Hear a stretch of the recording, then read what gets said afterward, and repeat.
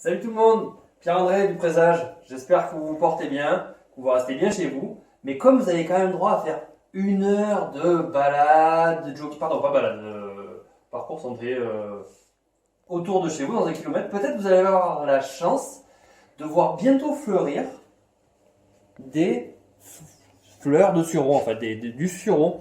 Alors, c'est un petit peu en avance, je dois avouer, là, hein, c'est les premières que j'ai vues là autour de chez moi. Et ben, en fait, c'est génial, ça veut dire que ça redémarre et qu'on va pouvoir faire quelques recettes avec ça. Alors, évidemment, la plus intéressante pour moi, là, c'est de la limonade. La limonade qu'on dégustera dans 2 mois. Parce qu'en fait, c'est assez simple à faire, mais il faut laisser le temps que ça se fasse.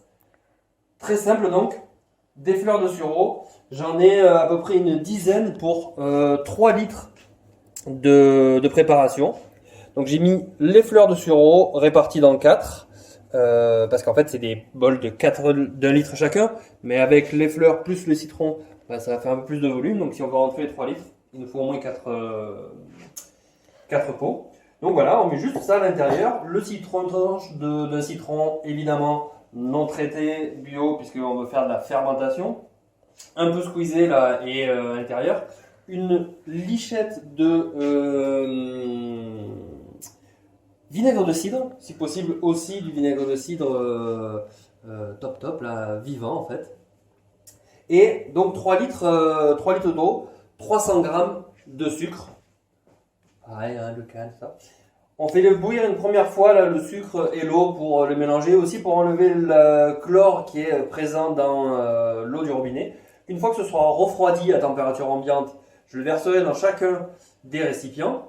Et ensuite, je vais les laisser au soleil 5 jours en remuant chaque jour le mélange. Une fois que ces 5 jours seront passés, on verra apparaître des petites bulles en fait sur les fleurs et à l'intérieur.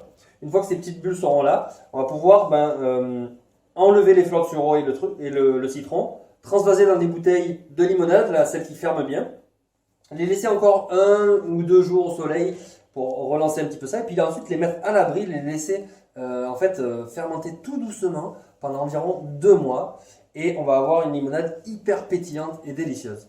Voilà, écoutez, à bientôt, restez chez vous, prenez du bon temps et cuisinez-vous des bonnes choses.